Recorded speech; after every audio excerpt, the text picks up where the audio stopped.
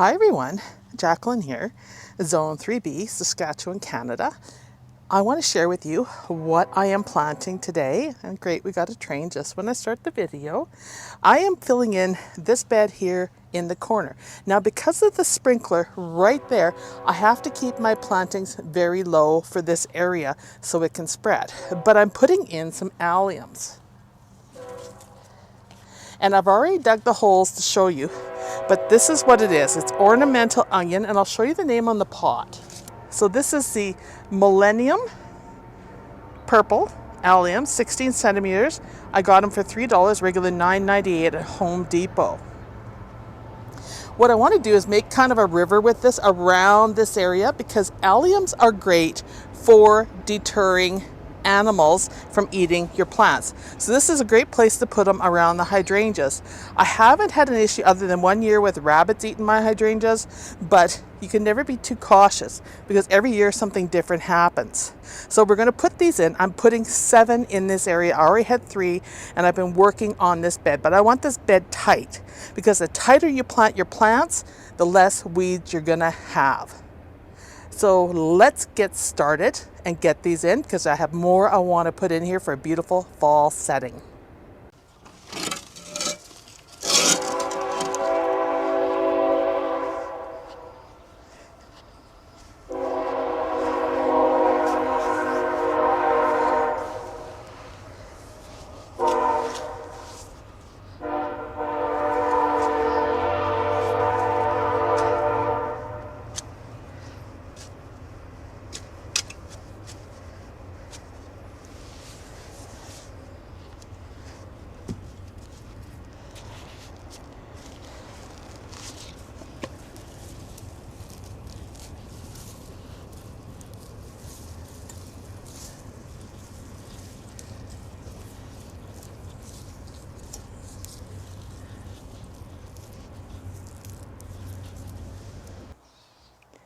So now that we have all the alliums in here and filled this in, we're going to add some more plants. I want this to be full. I want that look that I have in the back garden. I'll post a picture of it again for anybody that hasn't seen it. Because the closer you put the plants together, the less likely you're going to have a bunch of weeds and the more likely you're going to have a blended color scheme. So for those of you that don't like reds and stuff, I've got some yellows and some purples in here as well. But we need a pop of color right there. And I've already dug the hole to put it in. And it'll pull the Heliopsis in, it's going to pull the blanket flowers in, it's going to pull everything together, including the heucheras. Because we're going to basically dilute this with color so it stands out in the fall. And because it's close to the house, we want the color to show up. So the next plant I want to put in to give us that sun-kissed, beautiful color, and it's about knocked my tripod over, is we're going to use this beautiful, stunning echinacea. And this is one that I loved. It's supposed to be the Cheyenne Spirit, orange, yellow, pink, and red. Well, all I see is this beautiful tangerine, lemony yellow. But I think it is gorgeous. We'll just slip it into the hole. I'm going to pop it out of the pot and we'll see what it looks like.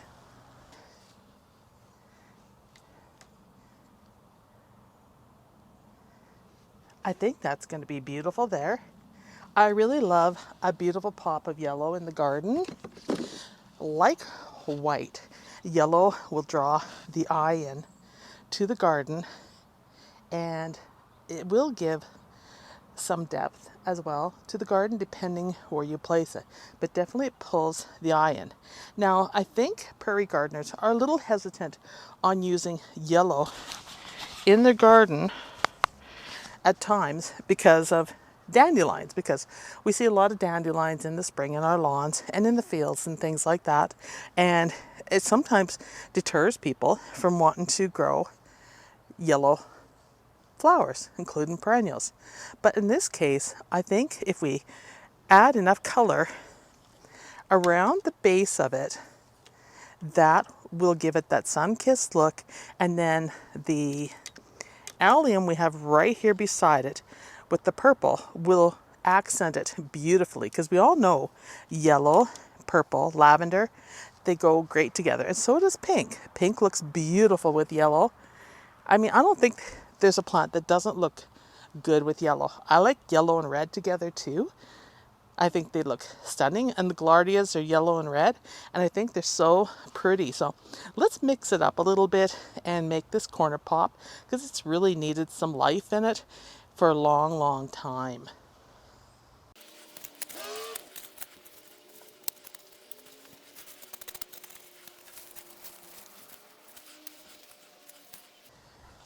That looks better. It offsets the blanket flower nicely there. Definitely got that fall vibe going on. So let's put, oh, and the bees are on it immediately. Look at that. Let's put some color along the edge now, right in here, to make things pop.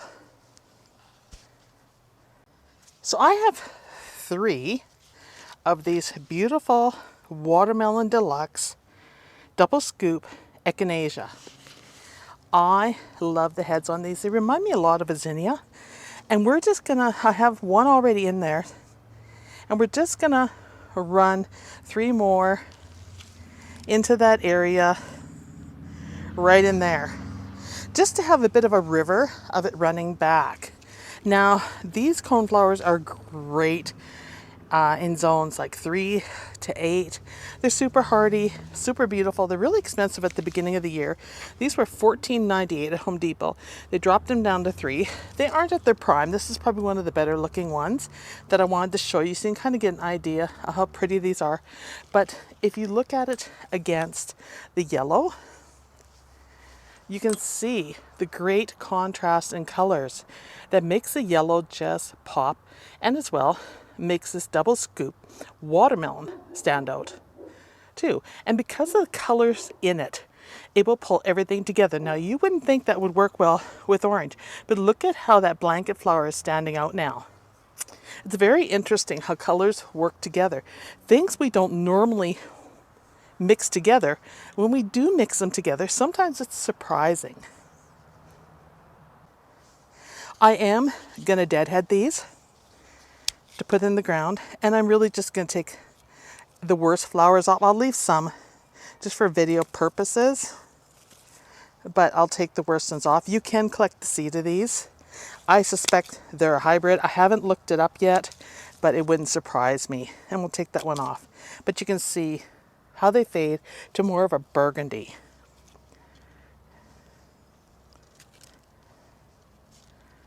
There we go. Much better. All right, I'll put these in.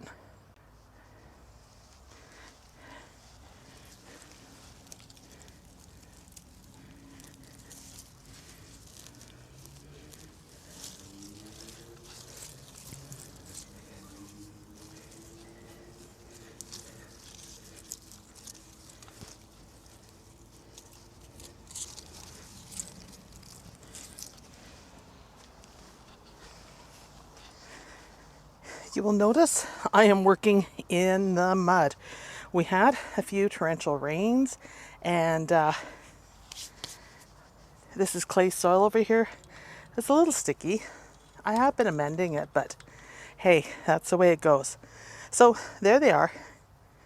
They don't look like much right now, but next year in the spring, when they start growing, we should have some gorgeous colors, just like we do in the back garden with echinacea. They are a wonderful go-to perennial in the garden, eliminating the need for as many annuals, except along a border where you want to go with shorter perennials that scale a border nicely. So speaking of borders, that's my intro into borders. We now need to work on that edge. You can see the gap there between the heuchera and sedum. And we have lavender sitting there. But do we want more red, or do we want something to make it pop in that area for color? That's the debate. So I have decided more purple is required.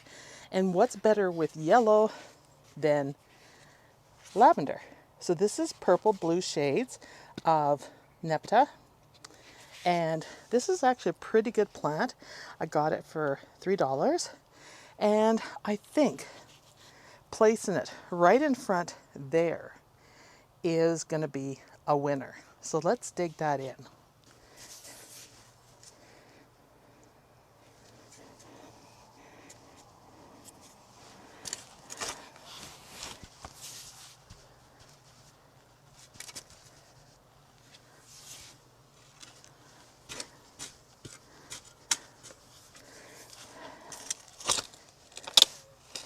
And I am hitting rock in here, which is just lovely. It's a little grittier here, but that's the way it goes.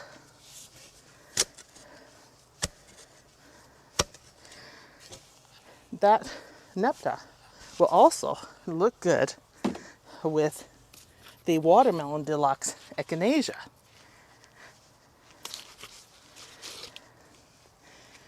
And these are vigorous growers and not a lot of work. There we go. Just reuse the soil. Hopefully I didn't get my head in that picture. It's hard to shoot video sometimes by yourself and get the right angle. And it's hard to see in the sunlight if I got the right angle. It's very bright today. All right, so I think we got a color scheme going. Now let's line the front bed. And Nepetas will really spread. So at least try to give probably some room to it. But you want it to fill in too to block the weeds. So a couple things with that.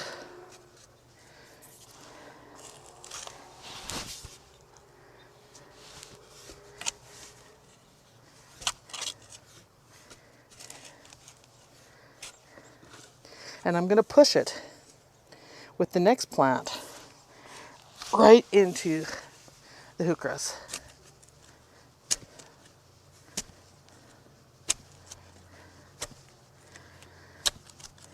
These heucheras have been here a couple of years now, so they've definitely earned their keep.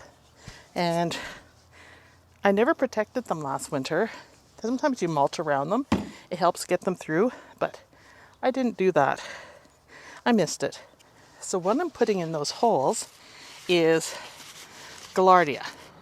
This is the spin top mariachi red, sky red yellow to help pull everything together. Trust me, you guys, I'm going to do these weird color combinations for fall and for summer and show you what they can look like together.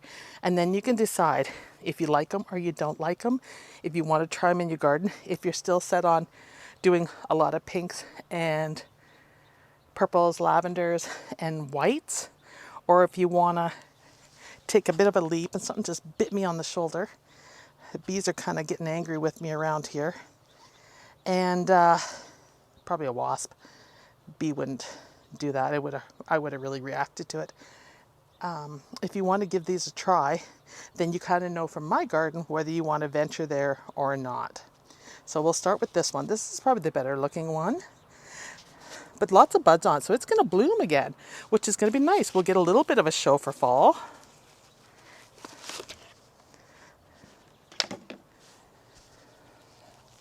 And they're kind of root bound.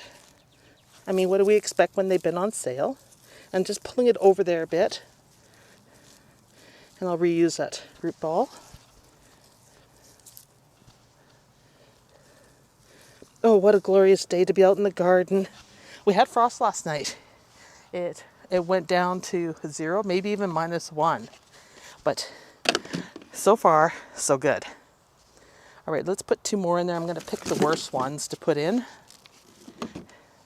2 more of the same.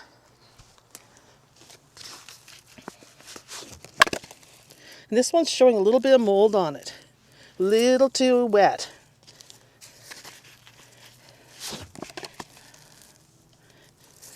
So I'm actually going to wedge them in kind of together to make a mound. And I put the dirt in the back just to kind of pull them away from the allium. There we go.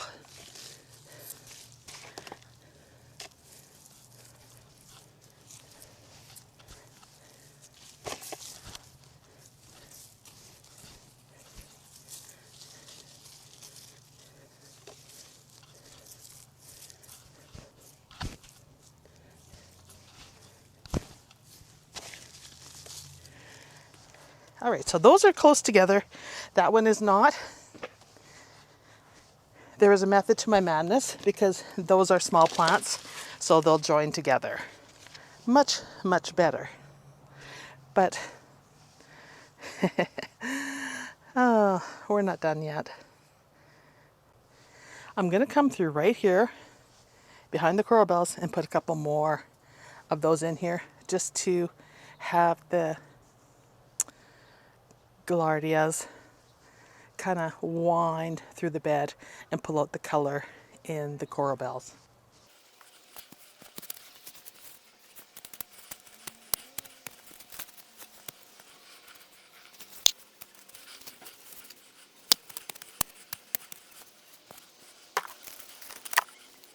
This is what I'm referring to when I say there's a bit of mold on these. Could be a bit of alkaline in there. So they definitely need to be planted. I got two of them here. This one has blooms on it. Nice soil on this one. No alkaline or mold or anything on this.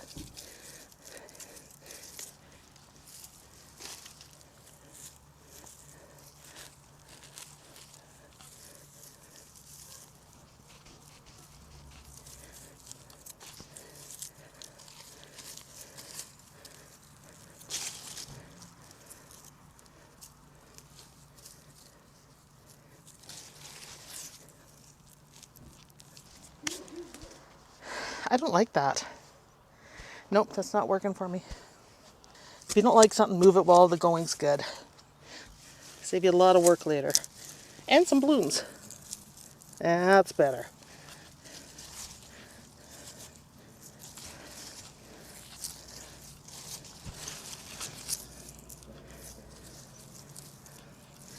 Much improved. All right. I like that. Well, that's it for this video. I hope you enjoyed it. We've added some beautiful fall color and we've experimented with color combinations, which I enjoy doing. If you like what I've done and it looks beautiful in the spring, you can give it a go if you feel like it. For those that love their pinks, purples, and their softer tones, I mean, there's a place for everything in the garden. It all depends what you like. Here in Saskatchewan, we have very long winters, so it's a must to have a lot of color in the summer, and I think I'm starting to achieve that in this bed. Now, future videos will be coming, and I'm going to be doing more of these color combinations throughout the garden and moving plants around. It's that time of year that if there's something you don't like in a spot, it's time to move it and put it in its forever place that makes you happy. And that's what it's all about in gardening, enjoying the adventure. So thanks everyone. See you in the next video. Bye.